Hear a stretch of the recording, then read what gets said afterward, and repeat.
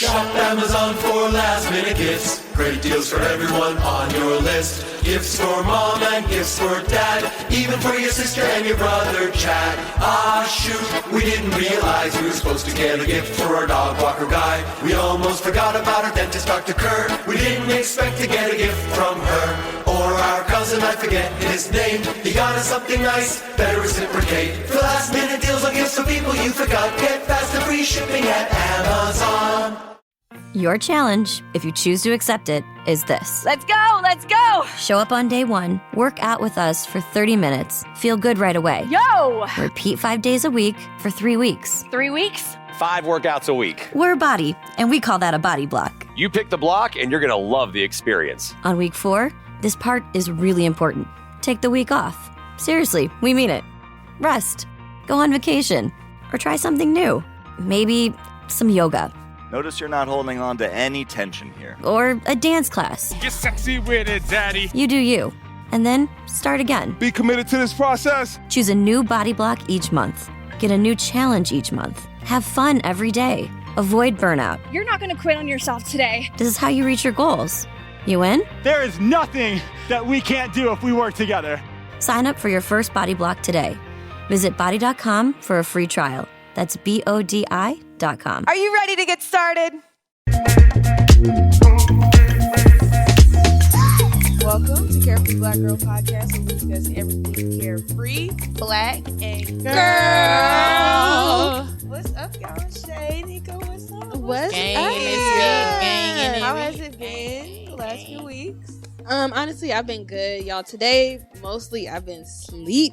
Not gonna lie, I've been sleep super hard, but I'm excited for today and come back with y'all and talk, chit chat. Yeah. How y'all been? How y'all been?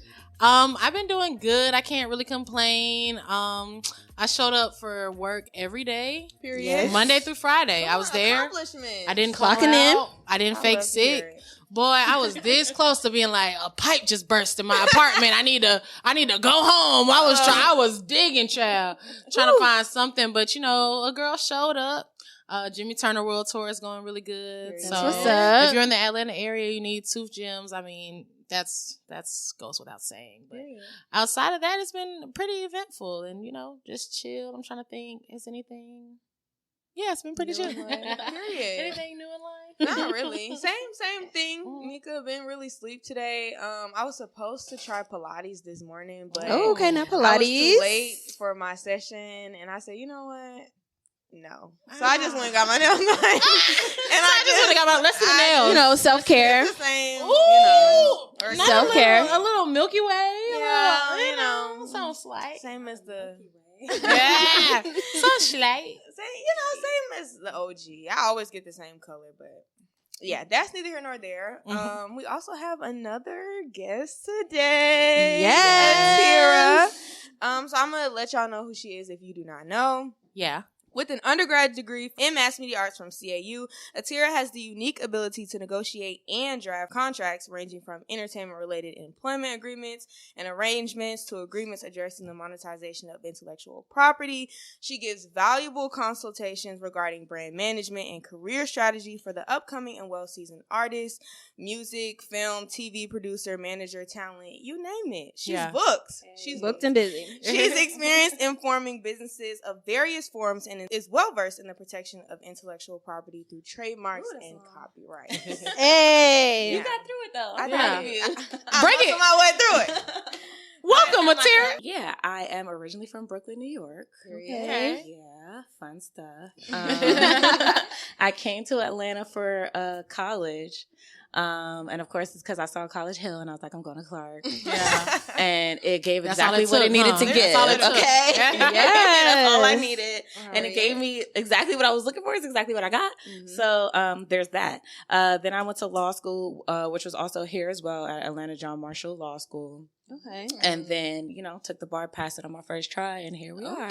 Hey. Baddie. Pass it on my first try. Just bring that in there. I know, let me just. Yeah. For real. That's just what she That does. test is hard. How did you arrive at your niche within this?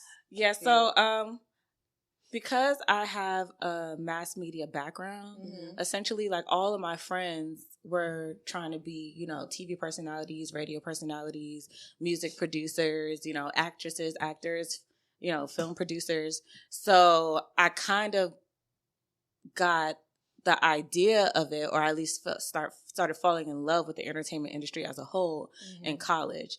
But when I got to law school, it's kind of where I figured out that this kind of thing existed. One of my friends had kind of left school to go be a producer. He was doing really well. He had a couple, you know, major placements, and we reconciled when I was in law school. Like I just happened, you know, we just happened to get connected, and he was like, "You need to meet my lawyer. Like you're doing exactly what you said you was gonna do when you was in college, which I think is crazy. And you need to meet my lawyer because she's where you're trying to be." And I was like, "Yes, you know, link me, link me." And so I linked with her, and to this day, she's still my mentor. And because of her, I was able to touch a whole bunch of contracts and deals and negotiate a lot of things that as a first and second year attorney, a lot of people can't say they have. So that's right. Yeah, that's kind of how I got into it. Well, I'm so excited you're here because I actually have an interest in entertainment law, and I know that you have to kind of figure out the niche or like where you're going for, because I've been looking into it for probably like the last 3 years, trying to figure out what should I do? And then I've heard about John Marshall. John Marshall, yes, I've been seeing that a lot too. They have a lot of Black students, which is one of my favorite things about that school. Yeah, they have a huge BOSA, which is a Black Law Students Association. Yeah, I was like, tell me, right? Yeah, they have and they're very involved. So, yeah, they were very helpful throughout my entire matriculation. So, that's beautiful. Yeah, I loved it. I loved being there. Essentially, I try to go back and give back as much as I can because it was pivotal for me being there, you know. So. And I also like how you brought up, you know, the fact that you had a mentor, or like, you know, that one connection was all it took for you to really have that guiding light. Could you speak a little bit more to what having a mentor has done for you as a professional? Absolutely. You cannot get in the game without a mentor, period. Like it's either in this industry, it's like you're either born into it, you smash into it, or you're friends with somebody in it. Right. There's no other way unless you have an exceptional talent, right? Right. So for me, I was like, okay, I know I'm good at networking. I'm good at talking to people for the most part. So I kind of use that as my way in. And also, I just had I don't know how to explain it. I just had tunnel vision. Yeah. And whatever she needed, even if she didn't need it, I was pointing out stuff that she needed. And I was like, hey, I see that you haven't had this done. You need this done. Let me do it. You know? And that's how it was for her for a long time, because I recognized the value in just being in the room. I was like, one of my sayings was like, I just need a toe in the door. That's it. Just leave it crack. You ain't got to open it for me all the way. Just crack it, and I'm in it. That's definitely that CAU mentality right there. Right? Come on, CAU. And she was the person who cracked that door for me, and that was it. It was over with from there.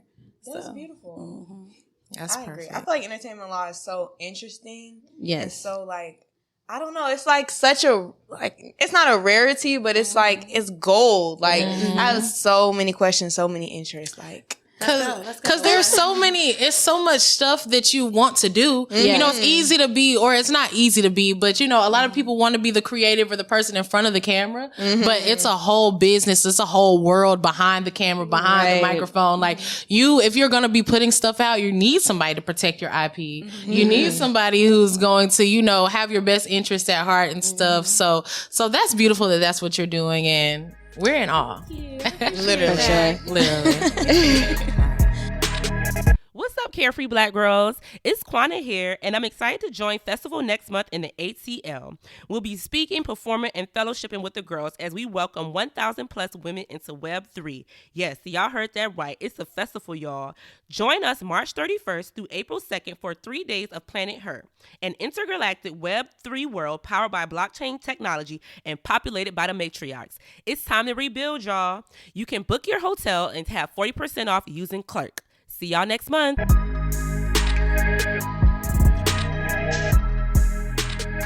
So So I know you said there's a lot that goes into entertainment law and it's such a broad term. So can you tell us a little bit more about entertainment law and like kind of what you do and how it's different from all the other sectors? Got you.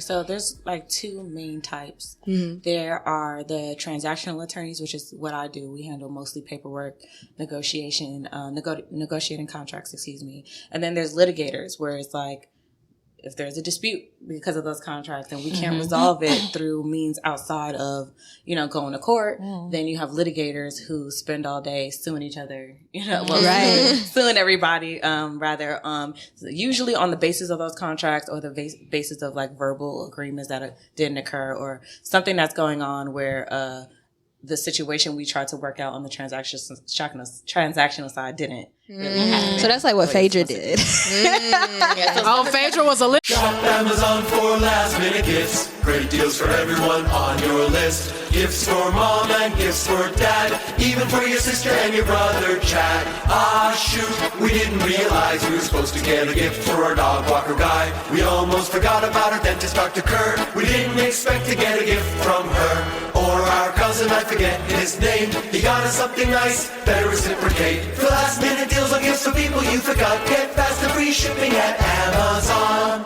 Litigator in there with Bobby Brown. She actually was both. So there are some attorneys who do both.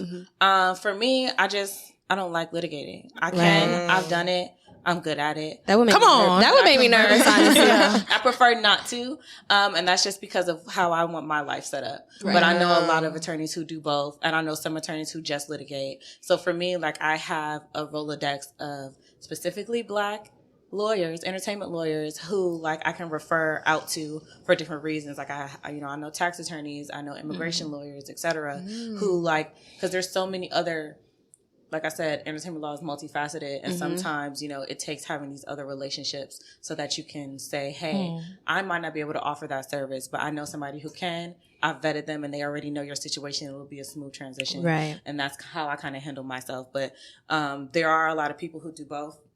And shout out and kudos to them because it's very hard. Because both things, I'm not going to say either of them are like ridiculously hard or one is harder than the other, but both are time consuming.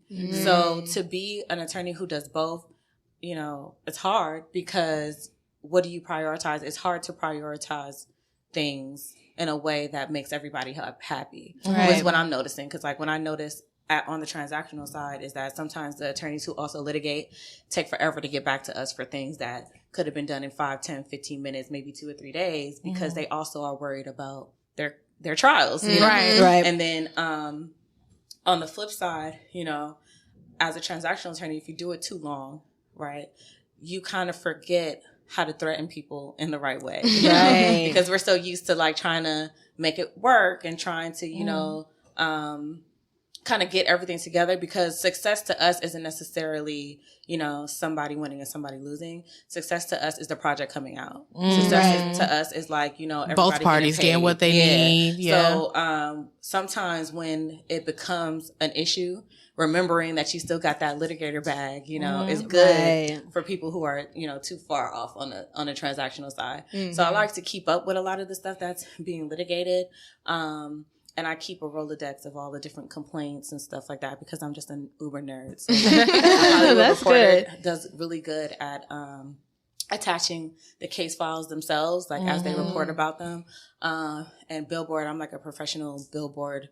I have a professional Billboard dashboard rather. So I keep to date on all of like the business stuff on Billboard. And they also like to attach case files. So if you're interested in looking at that type of stuff, that's where you can find it. Okay. Very interesting. I have a question.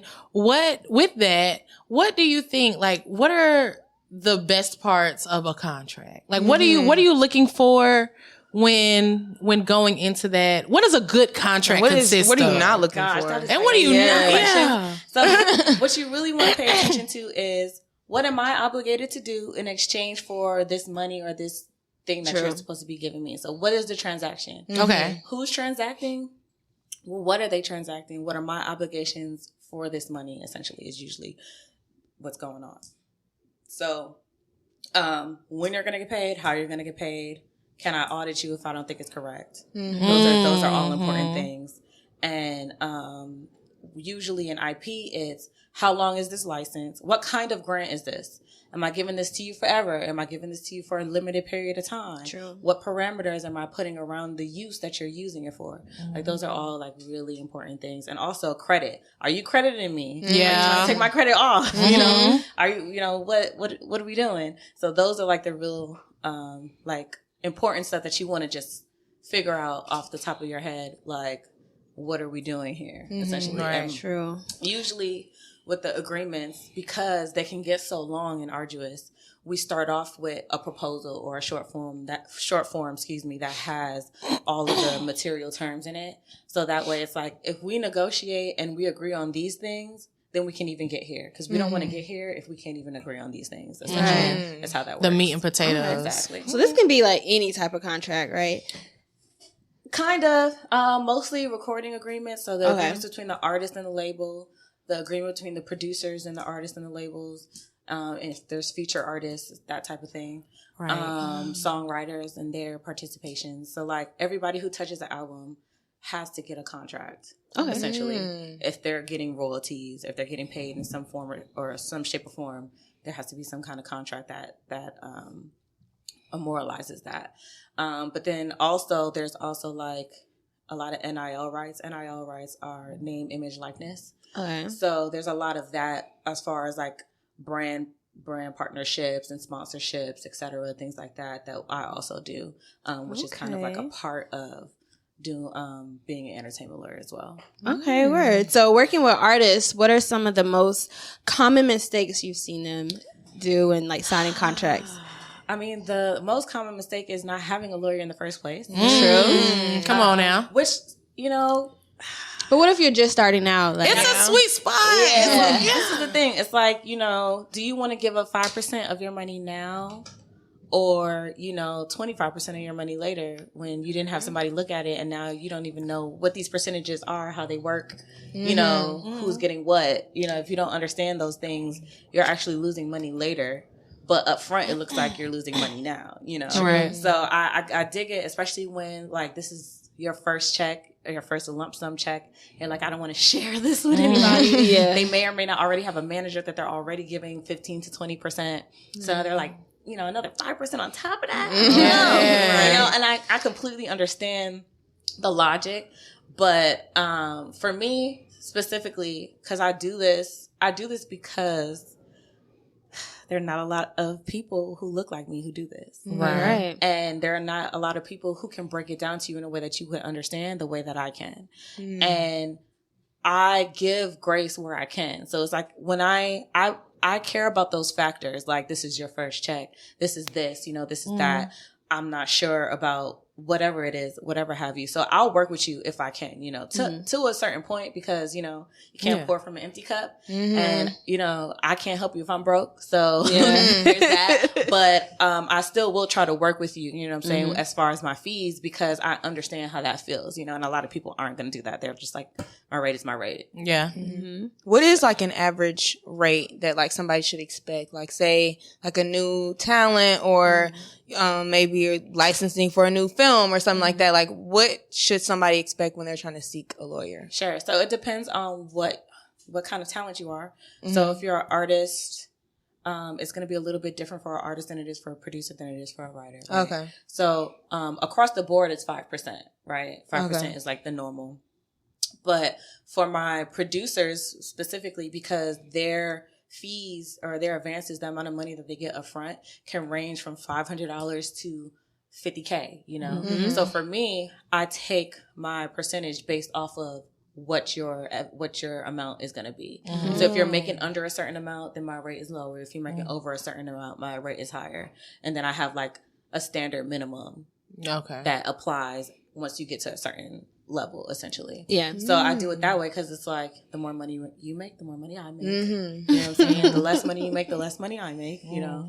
So it's like you feel like I'm going on the ride with you rather than just being like, this is my rate. I don't care if you're making $1,000, you know? You need to pay me.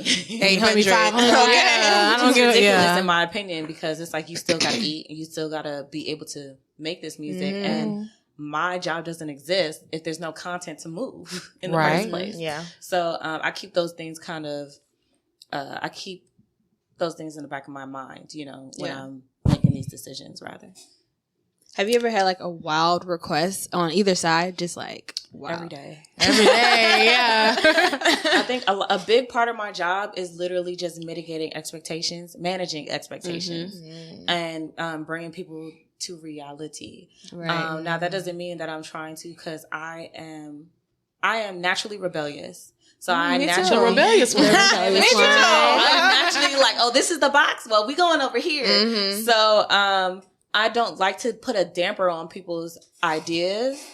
But what I try to do is give them realistic expectations of what may or may not occur when they ask for those things. Right. So it's like, I'll ask for it for you, but just know that this might happen and this might happen. So you know what you want to do, because I'll still do it, because I'm down to just be radical and be like, this, my price is my price. What you gonna do? Like, I love that energy. I love having that energy. But also, like I said, I don't want to lose the deal either. It's a balancing act. Yeah. You know, so you want to push a little bit, but you don't want to push so far that they're like, we don't want to do the deal at all. Yeah. Right, exactly. So it's a fine line. That's a good question. That's a good answer. What are you saying? Hello. Like, I really appreciate you coming in here and putting us on game. So for real. I mean, look, you're already in your Grammy, your Grammy deck. This episode is brought to you by Undeniably Dairy. Dairy farmers are more than farmers. They're climate caretakers. They see water as a precious resource. Most farmers recycle water up to 4 times, from chilling the milk to irrigating their crops. And some even use technology to turn manure into renewable energy. To learn more about what dairy farmers are doing to make their farms more sustainable, visit usdairy.com. Hello. Talking about you came here ready. I see you got that shit on. I see you got that shit on. Swag from last year, actually. This year wasn't that. Yeah, this year the swag wasn't as cute. So you had to go in the archives. Well, you got to buy it. Actually, it's like merch. You know. Oh yeah. So sometimes like they have goodie bags and you can sometimes get it in your goodie bag. But this one I bought last year because it didn't come. They just had T-shirts in the bag. I want that particular. Period. Right. I need something with a little weight on it. A little weight. Yeah, no, I totally get it. I mean, and when you're in the Grammy, Academy, you got to have a little weight on it. So speaking of the Grammys, we know that it just passed not too long ago. There's a lot to talk about with the Grammys, child. But so I want to start with kind of, how do you feel about where the Grammys are going now? Their new rebranding and their desire to make it feel more inclusive and, just kind of where they're going at. How do you feel about the current state? I love that they're trying. I'm going to start there because they don't have to try. I mean, yeah, there'll be some backlash, but at the end of the day, we're 13% of the population. If they decided that they didn't want to include us, they could decide that they didn't want to include us. Of course, we can boycott and all of those things. But the fact that they're just like, maybe there's something we need to look at, So I appreciate that. Do I feel like they can do better? Of course. Absolutely. I always feel like it's never enough. Honestly, all of these corporations, I feel like you're trying, but it's not enough. I need more, But I do feel like we also, in that same breath, have to save space for the fact that, okay, at least they are trying, because historically they have not, So I feel like they're headed in a good direction. I feel like they just need to keep going. And, I feel like there's a lot more that they still have to work on, but I like the direction. So is it like, everyday normal people can put their insight into Absolutely not. No. Cause they had, Grandma Geraldine up there, and they had Tisha from down the street during there. They had Jacob from State Farm. Hello. They had a whole round table of just, a regular average day. Are they in the meetings deciding? No, that's something you break it down to you, because there's even 2 types of members, right? Okay. So I am a Recording Academy professional member, which means I don't vote, but I'm affiliated with talent in some capacity. That's usually the A&Rs, managers, lawyers, etc., like all of the teams surrounding the artist or the producer or the writer, can join the academy as a professional member. Right. So like I said, I can't vote, but I can encourage others to vote, encourage my peers to vote. If there is something that I want to add to something to be voted, I can do that too, but I cannot vote myself. And then you have the voting members. The voting members are members of the Recording Academy who are active in the music industry. When you go through your application, you have to prove that you're active, but in some means, usually like, your website or, articles written about you or, certain verifications rather. And not to cut, now what does it mean by active? Like, could I have made a song in the 80s and now today I want to be in there? No, it has to be relevant within the last, I think 5 years. Don't quote me on that, but it has to be pretty relevant. Okay. So, the way that you even get to the application is you have to be, nominated for the application. And that's whether you're professional or voting. So 2 people who are already members of the Recording Academy have to essentially nominate you. And then once you get 2 nominations, then you get access to the application. Then you get to go through the application process. So the people who vote in the Grammys are active members of the music industry, essentially. So it's not everybody that can vote at all. So like people who work at labels, artists themselves. Like, correct. Okay. Exactly. Like a DJ Khaled could be on the. If I'm cracking up. up. Exactly. Okay. Probably. He probably is. He probably is. So that makes it a little more like, oh, you are my peer. Also chapters. So like I'm a member of the Atlanta chapter. They have the LA chapter. They have the Nashville chapter. They have the New York chapter. And they all do different things at different times. But all of us that are a part of it, whether professional or voting, have the opportunity to purchase tickets to go to the Grammys. You only get tickets for free, not for free, but you only get gratis tickets when you are nominated. So, how much does a ticket to the Grammys cost? So it ranges because they have tiers, of course. So it ranges from like, I think the cheapest one was $350 and the most expensive one was like $2,500. Sure. I usually get like cheaper than Beyonce tickets. I'm cracking up. At this point.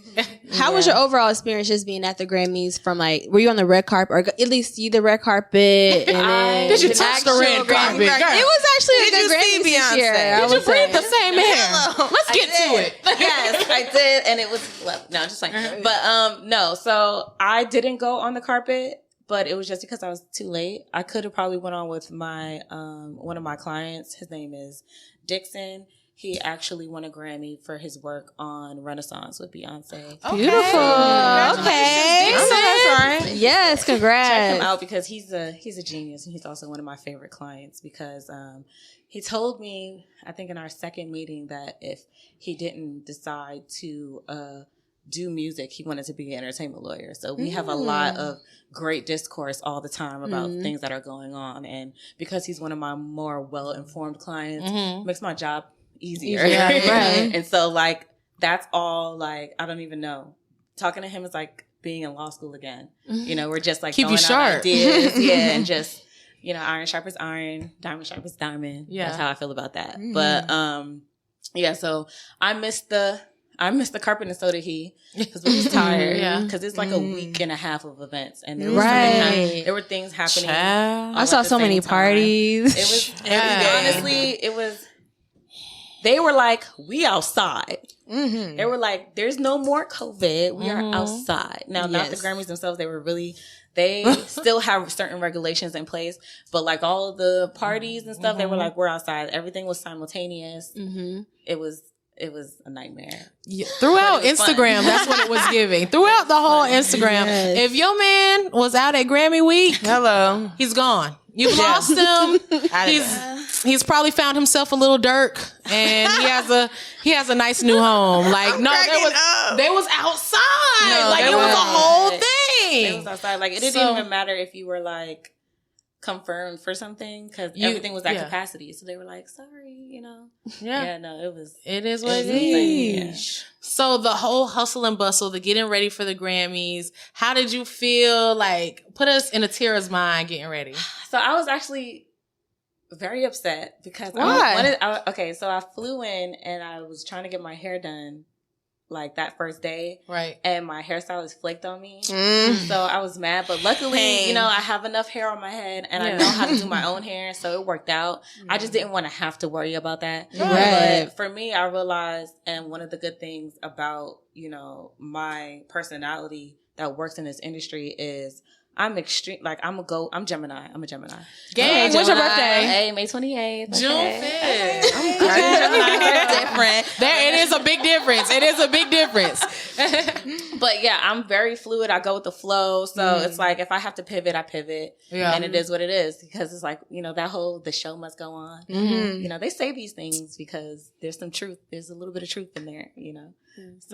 So yeah, it was a lot. And then just the party list, if I just showed it to you, if you saw, it was a lot of stuff all the stuff is stuff you would want to go to. Yeah. So picking the stuff was the hardest part, like the strategy behind it. Like it's a whole thought process in where you're going, how you're going to hit it, who you're going to talk to, and et cetera. Because honestly, it's a huge networking event. Yeah. I look at the Grammys as networking. I'm just going to celebrate something, whatever I was a part of, but also to like meet other like-minded people, essentially. So that's always good. So I kind of want to get into the meat and potatoes of the Grammys. I just want to talk about it just a little bit. Let's go.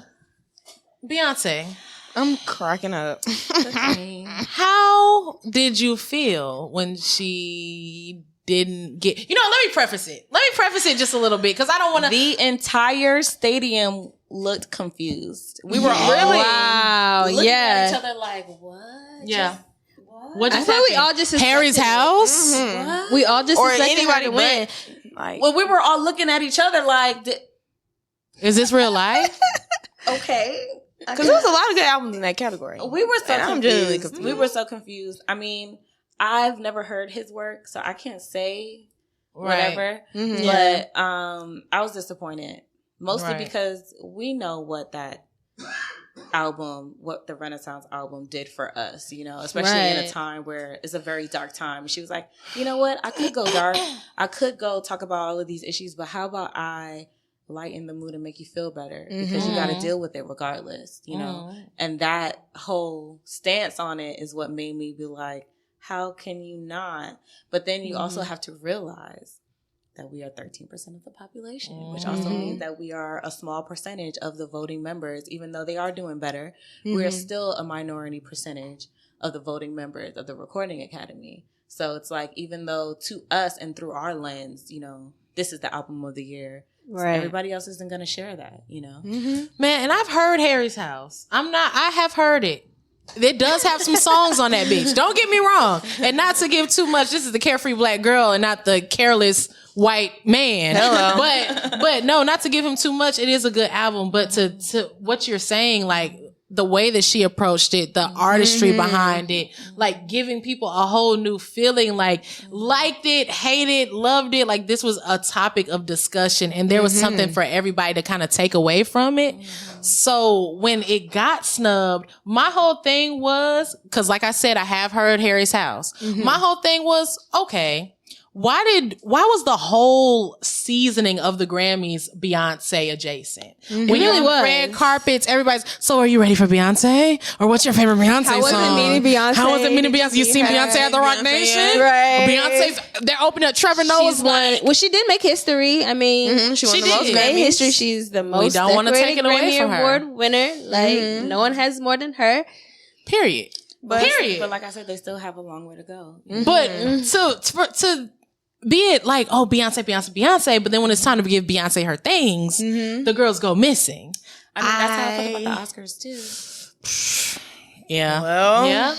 The award shows, they haven't been The award shows be playing. They haven't. But you got to realize it's not our lens. Right. Once you realize that it's not our lens, then you're like, okay, I see how you got there. Because it wasn't about us, you know. In the first place. We make it about us, rightfully so. We make it about us. But then also in doing that, in the same, you know, it's the Gemini in me. Yeah. I can also take a step out of that and say, yeah, well, they're not necessarily thinking about my lens, you know. Right. They're not necessarily, they don't necessarily align with my lens either, you know. And that's just a reality. Yeah. But I think it's also too, like, and I actually saw a clip of Eminem talking about that on TikTok. A little bit. Yeah, and he was talking about how like he doesn't go to the Grammys anymore. Random person, so random. But he talked about how he doesn't go to the Grammys anymore because if that's what it always feels like. It's like and there's a lot that goes into being nominated for a Grammy. There's a lot that goes into winning a Grammy, like behind the scenes. So it's like, to go through all of that as an artist, to go through all that press, to go through all of the obligations, to go through all the parties and the things that you don't want to do so that you can get in good graces with people and they can meet you and whatnot. And then you don't win. It's just like, well, what the hell? Like, y'all, and they knew or whatever the case may be. It feels like they knew and it feels like a setup or something. So it's like, I hate that for Beyonce because, to be honest, I only watch these shows for Beyonce. I mean, she deserves a lot more. Respectfully. But, I mean, don't we all? Yeah. We all, you know, that whole, listen, going to HBCU really set me up for where I am and how I am and how I move in life. It's like, you know, there are truths that we have to live with that everybody else doesn't. And whether they see it or not, is a choice for them and it's not a choice for us, you know? And so sometimes I'm like, if they choose to see it, just the fact that you chose to see it means a lot to me because you could choose not to. But also in that same lens, what are you doing with that choice to see it? I also need more from you than just seeing it, you know? So yeah, it's deep. It's deep stuff. Deep stuff.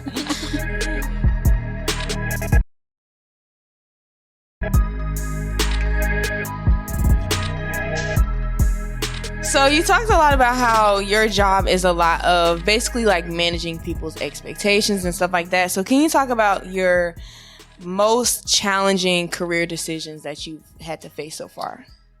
I think I'm in my most challenging decision at this point because I feel like I had tunnel vision. I knew exactly what I wanted to do.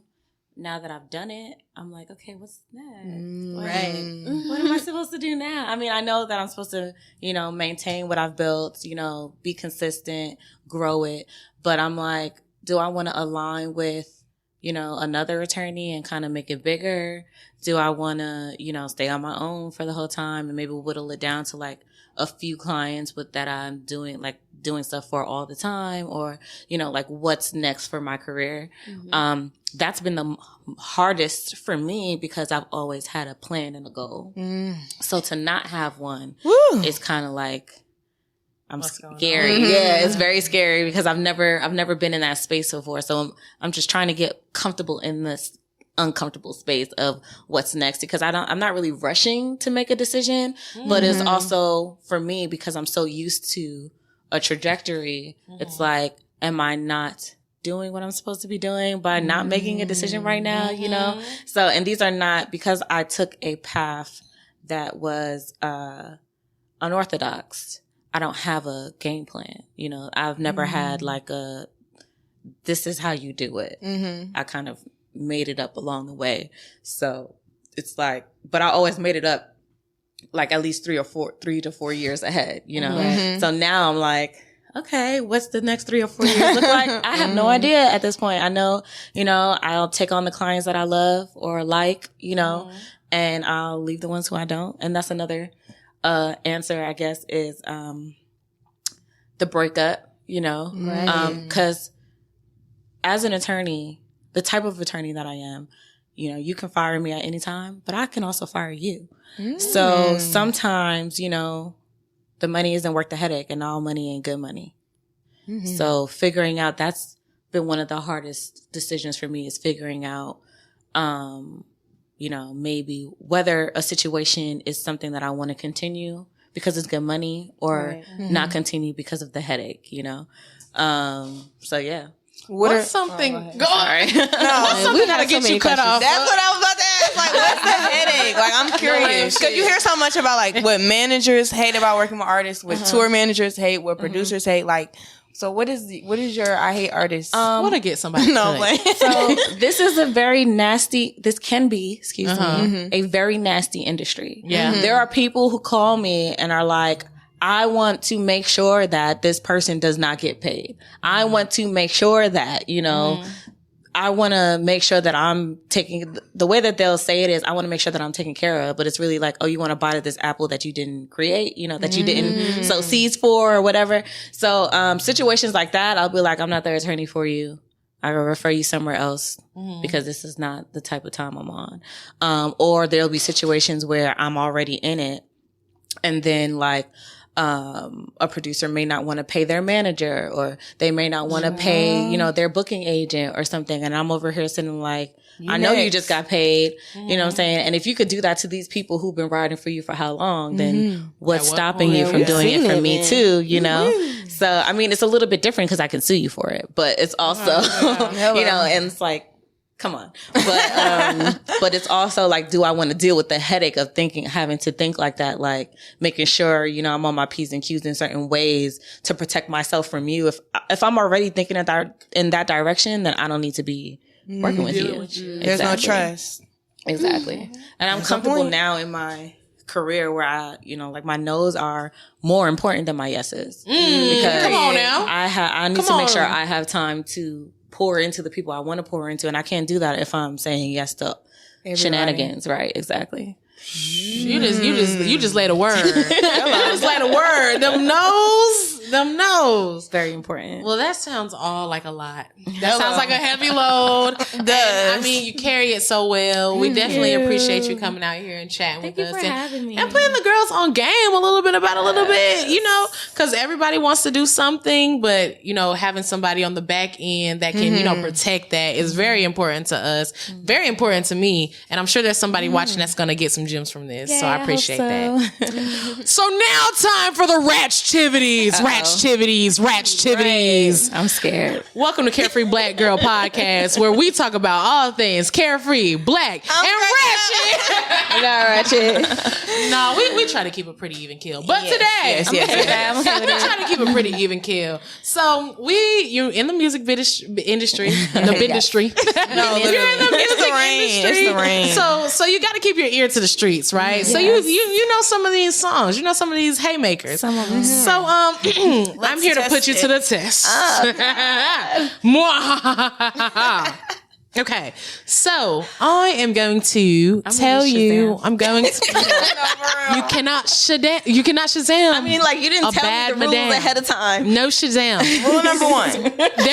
Shazam won't help you. You can pull her out. You really can pull her out, but she will not help you because I am going to tell you a couple of these bars from some of these popular songs. Okay. And you tell me if you know them. Okay. Okay. The twist will be I will not read them or sing them in the way that they are performed. I am going to give you a little choice, a little round. Okay, I got a question. I got a question. Okay. If I sing it the right way, but I don't remember the name, does that count? We will give you half a point. All right. Kind of counts. See, it's the lawyer in me. I will give you a 50%. Let's mitigate. Yeah, let's mitigate.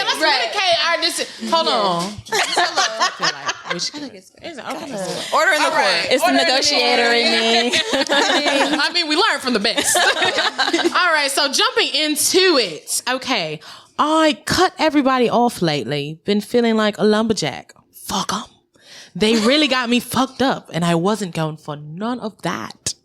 None of that. Lumberjack. I don't know. Nicki Minaj? You're so close, but you're so far away. Would you like to do it one more time? Do you need one more? For the last one more. Okay, one more time. Cheerio. Cut everybody off lately. Been feeling like a lumberjack. Fuck them. They really got me fucked up. And I wasn't going for none of that. None of that. I don't know. Ice Spice? Ooh. You know what? That is a good girl. She's a really nice lady. She would say that. She would. And I understand. But a little Southerner. It's from Glorilla. Tomorrow too. Cutting everybody off lately. I'm feeling like a lumberjack. They got me fucked up. Now we'll go for none of that. Cracking up. So the next one is feeling lost, but I like it. Comfort in my sins and all about me. All I got right now, feel the taste of resentment. One more time. Period. One more time. Feeling lost. Is that Thames? Feeling lost. You're lost. Close. You're there, but you're lost. Is that Burna Boy? I'm feeling lost. Not that, Bram. But I like it. You were closer with Tim. You're in the right city. I'm trying to read it and give it to All right, one more time, y'all. Feeling lost, but I like it. Comfort in my sins and all about me. All I got right now, feel a taste of resentment. Oh, now I hear it. You're hilarious. Hint, she was not at the Grammys. This is the song. Okay. Who was not at the Grammys? She was not at the Grammys. She was definitely. Girl, she was there. She was there. And she was a moment at it. She was there. She was there. Her and her friend. She was there. She was there with her baddie friend. She was there. She was there. Her ass. Yes. She has a very important Feeling ass lost. But I like it. Yeah. That's the way we gave her that one because that ass is world renowned. I mean, the music is good too. I mean, you're breaking records right now with your album. It's a pretty big deal. But that ass. Okay. I liked her first album better. We already talked about that. It's unfortunate. And we 100% agree. I do like this one too. Yeah. But the first one, it's going on. No, you know what we said, Ateara, was that expectations. Like the main thing was like, I don't want to pit the albums against each other because she's at a different spot in her life. But then Nika had also brought up on an episode where we talked about it was like, yeah, that's fair not to put them against each other, but also like after having us wait so long, we do have a little bit of expectation. And for you to give us that album and it was what it was. I feel like she gave us a little piece of it, you know, but she also wanted to go in a totally different direction as well. Yeah, you could tell like some of the songs she scrapped. I'm cracking up. She put some things to the side. To interviews about this. Yes, it's probably going to come out in a deluxe or something. Yeah, we'll see. That's what she said. She needs to have a whole nother EP. I don't want a deluxe. I want an EP with all the shit that you really felt I think she said she was going to add like 6 songs. So at that point, that's a that's whole nother EP. Yeah, that you need to put that on a whole nother thing because I mean, SOS. For the girls, please. For the girls. For the girls. All right. We got one more. You ready? I'm scared. Speaking of for the girls. For the girls. Ooh, from the girls. Girls. Ooh, for the girls. All right. What's another accent? Because I can't. My Angelou is the suggested one, but I can't. I can't do that twice. I think I did it last episode, but last one, y'all. So we making this one, about the fuck. So I get that money and I can spend it because it's long. The fuck? Everything on me, no, it's not rented. Bitch, I own the fuck. The fucks are not in the song. How do you know? How do you know? I get that money and I can spend it because it's long. Everything on me, no, it's not rented. Bitch, I own. Period. I get that money and I can spend it because it's Stop long. saying like that because I'm just thinking City Girls. Everything on me, no, it's not rented. Bitch, comma, I own. I have no idea. Me neither, girl. And they say it's Baby Tate. I am. Is what the girls say. I love Baby Tate too. I am healthy. I am wealthy. I am rich. I am that bitch. I am and I am. I ain't gonna lie, I didn't recognize that lyric either, but that's a good song. I know I only know hooks, y'all. I know the hook. That's a fair one. That's a fair one. I know that hook. Because y'all albums be 100 songs long. Hello. I listen to so much music. And just so just to end that out, the songs. What is in Ateara's rotation right now? Like what are some good songs for you? Yeah, what you listening to? What you listening to? Put us down. I am an alternative R&B chick. Okay. That's a good. Did you get a notification that Daniel Caesar had just dropped something? I stopped following him. Me too. And that's why I was trying to figure out, Apple, what the fuck? Why would you tell me that Daniel Caesar dropped something? What about me made you think that I wanted to know that? Question mark. Are you listening to that I am album? a huge Giveon fan. Okay, I had a Giveon moment. It's over already? I'm cracking up. You saw him with BET, right? What he was singing. And at the brunch, he's so short. He is. I saw that somebody compared. I don't know about so short. He just had on a jacket that was taken. Everybody's tall to me. Honestly. Yeah, I think he's 5'2". The jacket. He's not. That's what TikTok said. He's definitely That's what TikTok said. How tall is Giveon? He's definitely taller than me. Hey, Siri. He's definitely taller than me. No. What else you listening to? No, he was mad sweet. I met him. He's 5'8". Well, go ahead. No way. Okay. Let's see. Who else is on this That list? nigga short shaver. Janae. I didn't think it was on. Janae is on his list. Ari Lennox. Okay. Of course. Yes, Ari. Of course, We're going to see her live soon. Dixon. My client Dixon, he's amazing. Thames is on here. Jasmine Sullivan. Yes. That's your girl. Lloyd. Yeah, I know. Lloyd was a time for me when I was in college. So his album, which album was this? I think Lessons in Love. The Brown. Lessons in Love. That is like, I still keep that on rotation.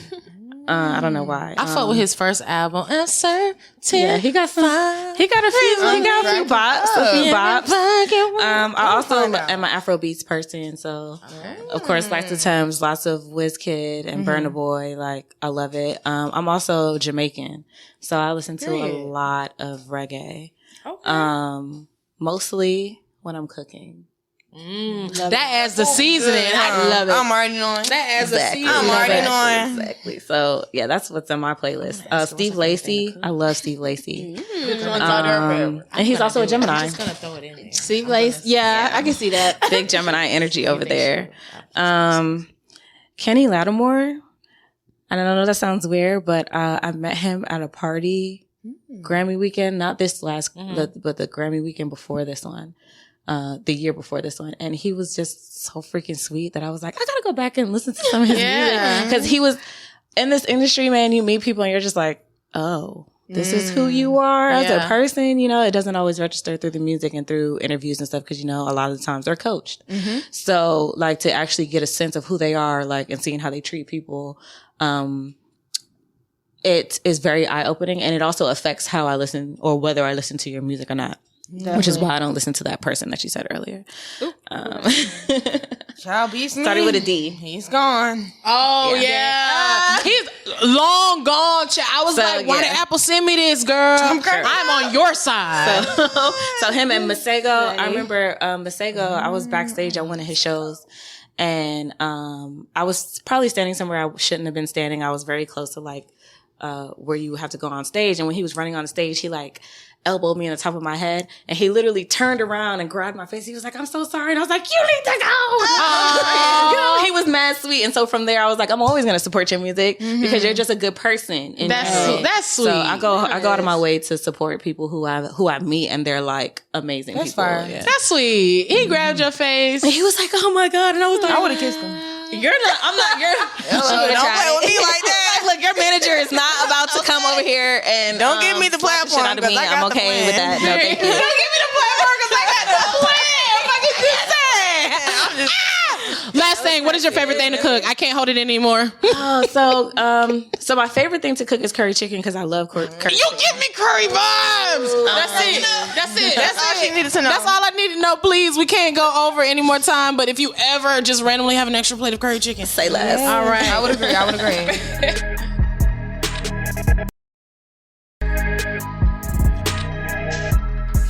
So we really enjoyed having you on the show. I'm so enjoyed being here. Honestly. We wish you could be here. Yes, you know, I have definitely interest. Please. We're begging. Hands and knees.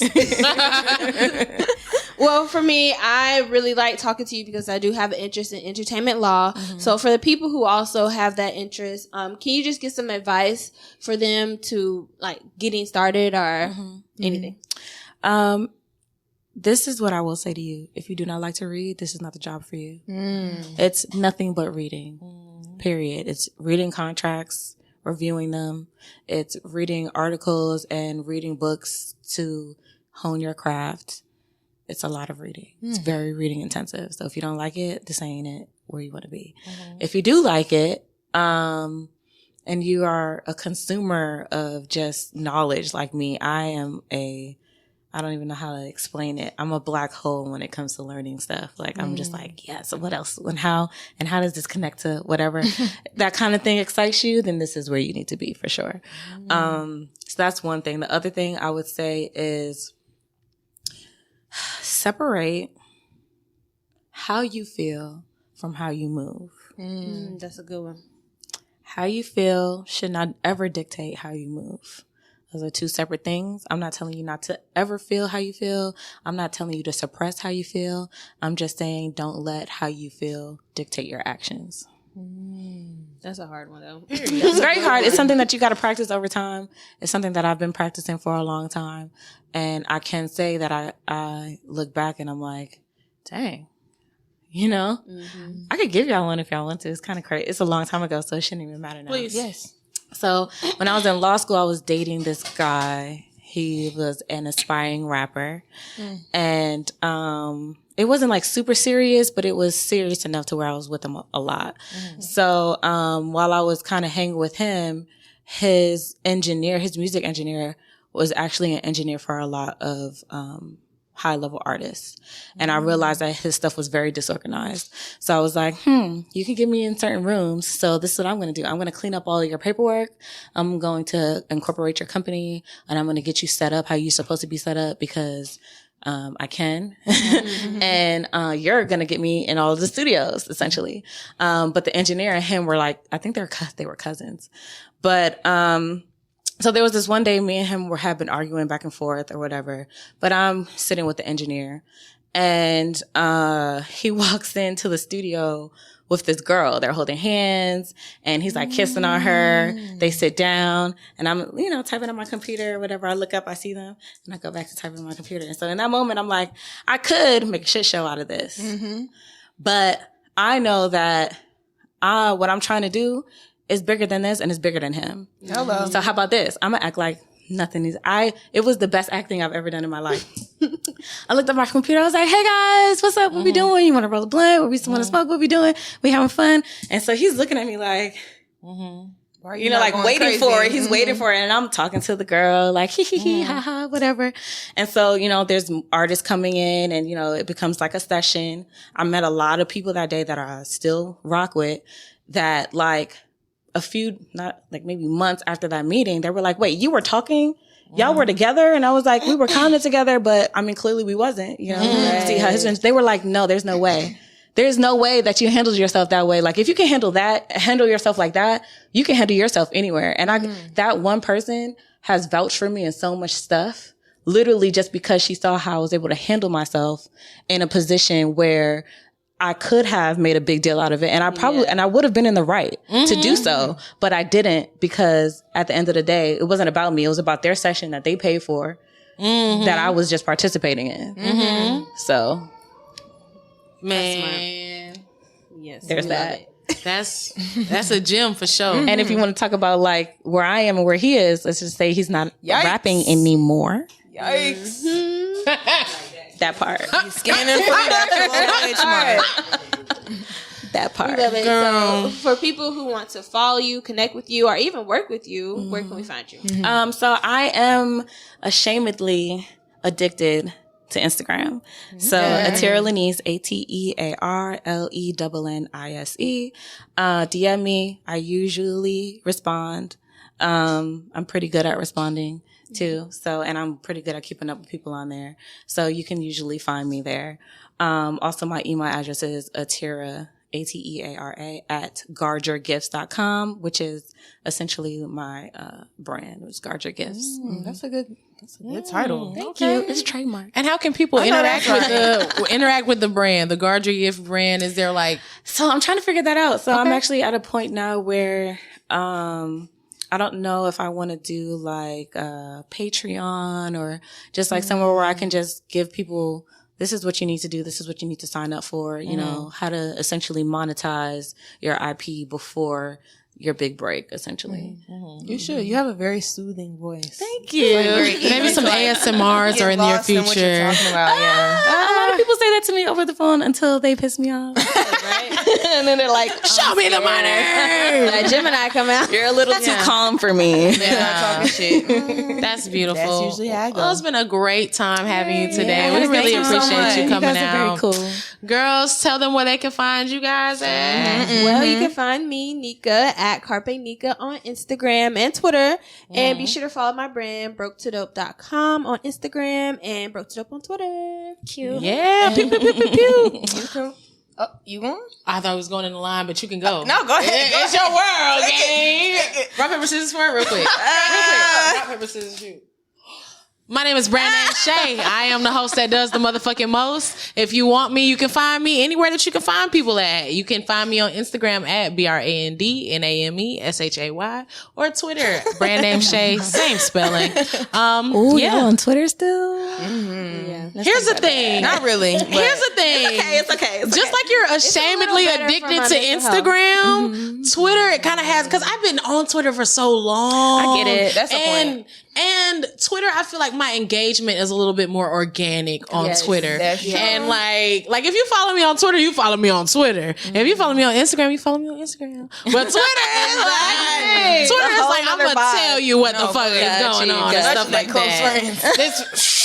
Girl, you're gonna get it every time, girl. But no, it's still fun. It's still like, a lot of good connections and stuff too. Until it fizzles out, because Elon is on his shit. Hello. Until it fizzles out, I'll be right there until the well sinks. I mean, look, I am not blaming you. I am not shaming you, because I love me a Tesla. I'm not even gonna lie. But I love me a Tesla. So I get it. But Twitter is just, I don't know. How about TikTok? How y'all feel about TikTok? I love TikTok. Love TikTok. I need to get into it. How I need to get into it. I love TikTok for what it's going to do, or what it is for like the platform. How you can how you can have a pink sauce and it'll go crazy just with one video. Hello. Like that's cool, and there's a good community on there. But it's just like, for our generation of people, we're like the generation that's like, I'm into it, but I'm not into it. But I'm into it. It's like you're really right there on the line, because you see the benefits, but also it's like, this is not the social media we came up with. We start off with the Bebos, the Facebooks. We started out like it was fun, and now it's work.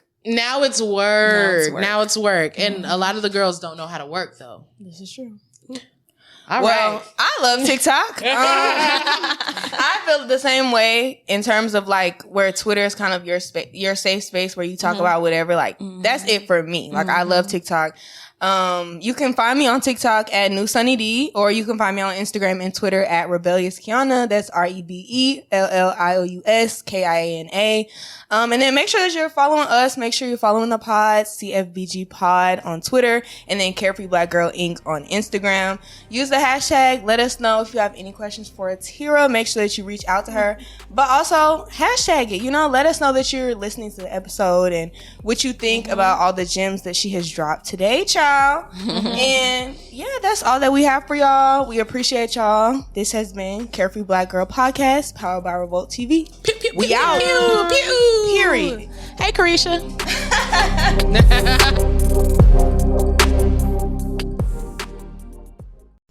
What's up, everybody? It's your boy Tone, one half of the best black movie review podcast in the world. Craig. This episode of the Blackbusters podcast is brought to you by Amazon Prime. Prime is more than just free shipping. Prime brings you closer to the things you care about today through shopping, streaming, and savings. For example, did you know that you can listen to your favorite podcasts, like ours, through Amazon Music? Yup.